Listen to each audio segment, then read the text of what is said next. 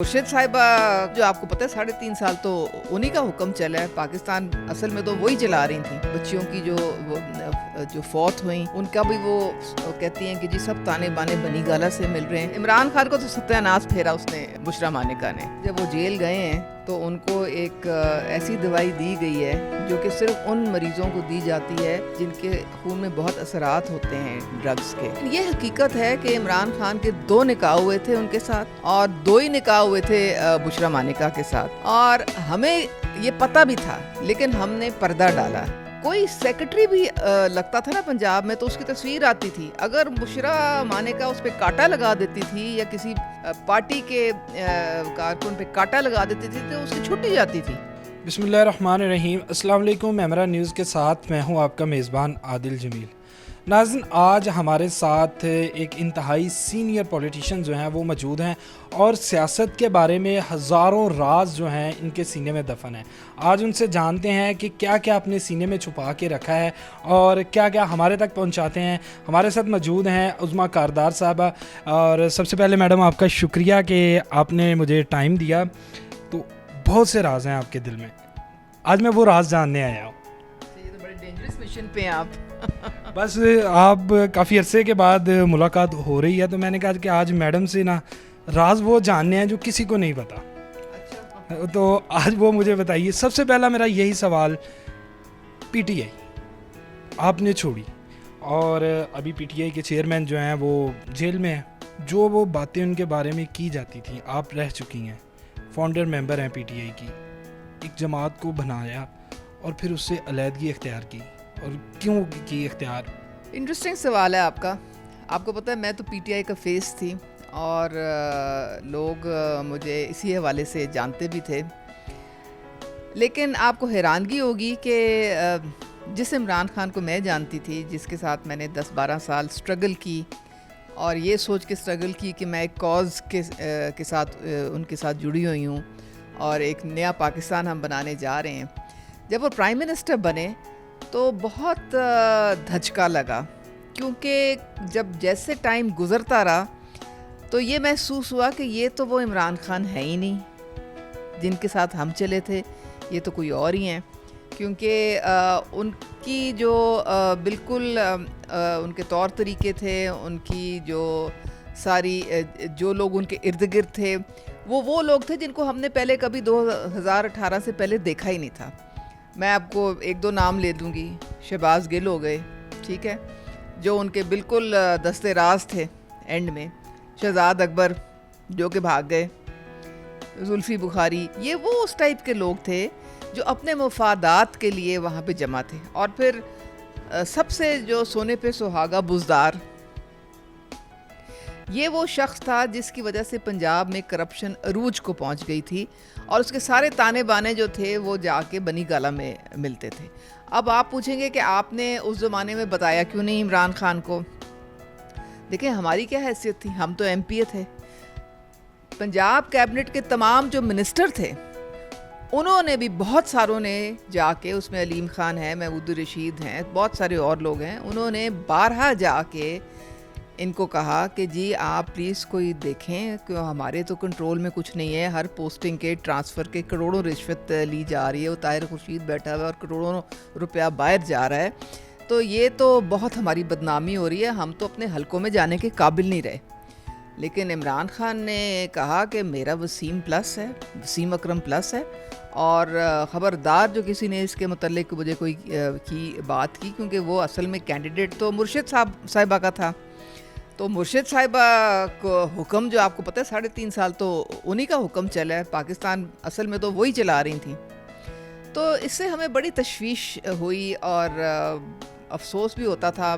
फिर उसके बाद आहिस्ता आहिस्ता हमने देखा कि जिस तरह ये हमारे जो आर्मी चीफ़ हैं, उस वक़्त ISI के चीफ़ थे, उन्होंने वो जब गए फ़ाइलें लेके, प्रूफ लेके गए कि देखें जी ये करप्शन है और इसके ताने बाने बनी गाला से मिल रहे हैं, आप कोई एक्शन लें। तो उन्होंने क्या किया, उन्होंने उन्हीं को दफ्तर से अपने ऑफिस से निकाल दिया। इलेक्शन से पहले बड़ा नाम था, शोर, एक हाइप क्रिएट हो चुकी थी 2018 के इलेक्शन से पहले। 2018 में इलेक्शन जीतते हैं, اس میں بڑے ان کے اوپر الزامات لگتے ہیں، جس میں حالیہ کا شانہ آپ کہہ لیں کہ بلی دی جاتی تھی جادو ٹونے کے لیے، اور معصوم بچیوں کو لایا جاتا تھا اپنے مقاصد کے لیے. بڑا یہ ایک سکینڈل کہہ لیں کہ ابھر رہا ہے، اور آپ بھی اس میں کافی متحرک رہی ہیں. تو کہاں تک یہ بات حقیقت ہے؟ یہ اس وقت میں ایم پی اے تھی اور میں نے خود کاشانہ کا 2-3 دفعہ چکر بھی لگایا، بچیوں سے ملاقات بھی کی اور ان کی جو وارڈن تھی اس سے بھی ملاقات کی.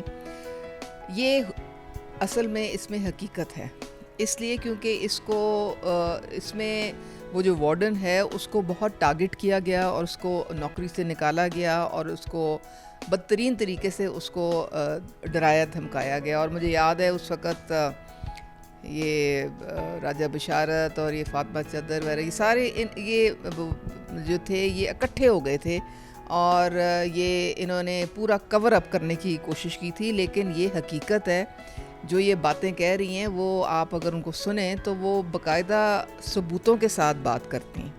انہوں نے ہر جگہ جا کے کمپلین بھی کی ہے، وہ عدالتوں میں بھی گئی ہیں، اور آپ کو پتہ ہے کہ عدالت تو ثبوت مانگتی ہے، تو ثبوت ان کے پاس سارے ہیں.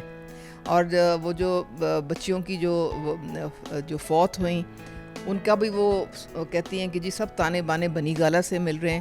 تو یہ بات تو اب ایک کورٹ آف لاء میں جا کے تو ڈیسائیڈ ہوگی کہ کتنا اس میں سچ ہے، کیونکہ یہ اس میں واقعی یہ بہت بڑا سکینڈل تھا جس کو ہر طریقے سے بزدار حکومت نے دبانے کی کوشش کی تھی. کہا جاتا ہے کہ ایک کامیاب مرد کے پیچھے ایک عورت کا ہاتھ ہے، تو آپ یہ بھی تو کہہ سکتے ہیں نا کہ مرشد ایک عورت تھیں اور ان کی وائف تھی تو ان کا ہاتھ ہے. اچھا، اور پھر ہر کامیاب آدمی کے پیچھے بربادی بھی جو ہے وہ کوئی عورت کی ہوتی ہے، اگر اس کو خراب کرنا اور ستیہ ناش پھیرنا اس کا. تو عمران خان کو تو ستیہ ناش پھیرا اس نے بشرا مانیکا نے. عمران خان کے اوپر ایک الزام لگتا ہے کہ یہ منشیات لیتے ہیں. آپ نے 12 سال ان کے ساتھ رہی پارٹی کی، آپ نے کبھی دیکھا؟ دیکھیں، میں ان کی ذاتی زندگی پہ بالکل کچھ کہنا نہیں چاہوں گی. یہ تو انہوں نے خود مانا کہ میں ایک پلے بوائے تھا.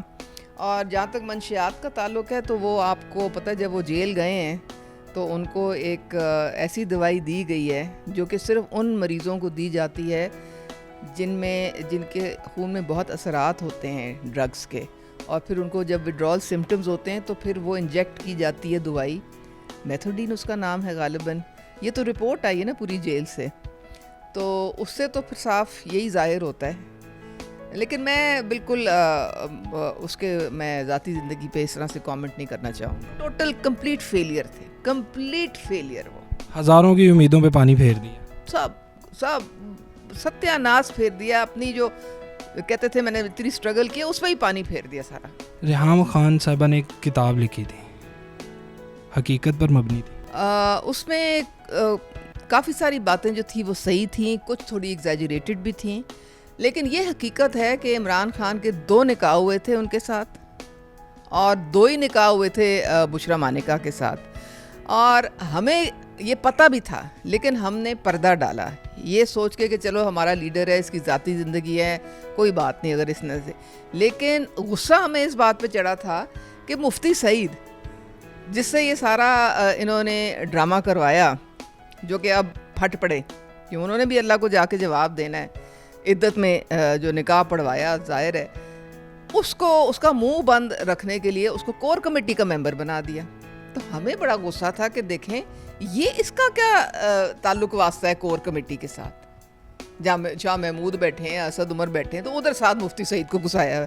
تو بات یہ ہے کہ بہت ساری باتیں عمران خان نے جو ریاست مدینہ کا پرچار کرتے تھے، خود اپنی زندگی پہ انہوں نے کوئی ایسی بات نہیں کی جو کہ ریاست مدینہ کے ساتھ کوئی تعلق رکھتی ہو. یہ ایسا کیوں ہوتا ہے کہ جب ہم ایک لیڈر کے ساتھ چلتے ہیں تو اس کے سیاہ پہ اور اس کے سفید پہ پردہ ڈال دیں، لیکن جب اختلافات آتے ہیں تو پھر کیوں؟ اس لیے کیونکہ وہ لیڈر آپ کا اعتماد کھو بیٹھتا ہے. کیونکہ اس لیڈر نے ہمیں ڈسپوائنٹ کیا اور اس نے ہمیں یہ فیل ہوا کہ ہم تو دیکھیں ایک نظریاتی کارکن تھے. جتنے نظریاتی کارکن تھے ان سب کو انہوں نے جس طرح دودھ میں سے مکھی نہیں نکالتے اس طرح اٹھا کے باہر پھینک دیا. پیراشوٹرز نے جگہ لے لی ساری. آپ کے سامنے ہے سارا. کون تھے لوگ ان کے ارد گرد؟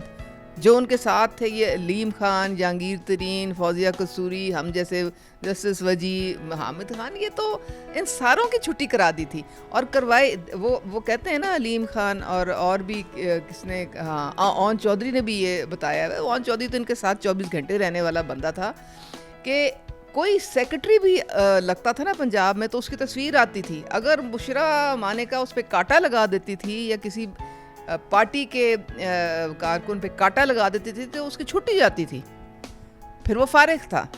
تو اس طرح سے تو عمران خان نے سارے فیصلے کیے ہیں اپنے. جنرل باجوہ اور 15 کے بعد اب حالات چینج ہونے والے ہیں، عمران خان کے حوالے سے کیا پیشن گوئی کرتی ہیں؟ عمران خان نے اپنے پاؤں پہ خود کلہاڑیاں ماری ہیں اور اس کا مستقبل اب سیاسی طور پہ تاریخ ہے، ختم ہو چکا ہے. اس کی دیکھیں، اگر آپ پاکستان کے لوگوں کو اپنے ہی اداروں کے خلاف اکسائیں گے، اپنے ہی جو اپنے حفاظت کرنے والے جو ادارے ہیں ان پہ حملہ کروائیں گے تو اس کی کوئی معافی تلافی نہیں ہے. کچھ ریلیف ملتا نظر آ رہا ہے عمران خان کو، اور پہلے فوج اور تمام پولیٹیکل پارٹی، وہ تمام نہیں، فوج اور حکومت کہہ لیں ایک پیج پہ تھی. ایسا کیا ہوا کہ یہ پیج جو ہے پھر الگ الگ ہو گئے عمران خان کے دور میں، اور وہی جنرل باجوہ جن کو تعریفیں بھی کی جاتی تھی اور اس قدر برے ہو گئے کہ اب جگہ جگہ ان کے اوپر باقاعدہ ایک کمپین شروع کی گئی ان کی ریٹائرمنٹ کے بعد. جب عمران خان کی مرضی کے مطابق یا منشا کے مطابق کوئی چلے تو اس کی واہ واہ ہو جاتی ہے، اور جب وہ جو ہے ان پہ تھوڑی سی تنقید کرے یا ان کو کہے کہ جی آپ غلط بات کر رہے ہیں، ذرا درستگی کر دیں، تو وہ اس کے ساتھ دشمنی. اور عمران خان نے سوشل میڈیا کو پورا یوز کیا ہے. سوشل میڈیا پہ انہوں نے ارباں روپے لگائے ہیں اور وہاں پہ ایک وہ جسے کہتے ہیں نا ایک طوفان بدتمیزی، ایک وہ افلاطون کی ایک قوم پیدا کی ہے جو لانڈے لپاڑے جس طرح کہتا ہے منصور علی خان. بالکل لانڈے لپاڑے ہیں، کوئی ان کو تمیز نہیں، کوئی ان کو عقل نہیں، صرف گالم گلوچ پہ وہ جو جس کو عمران خان جو جہاں اشارہ کرے اس کو گالم گلوچ شروع ہو جاتی ہے.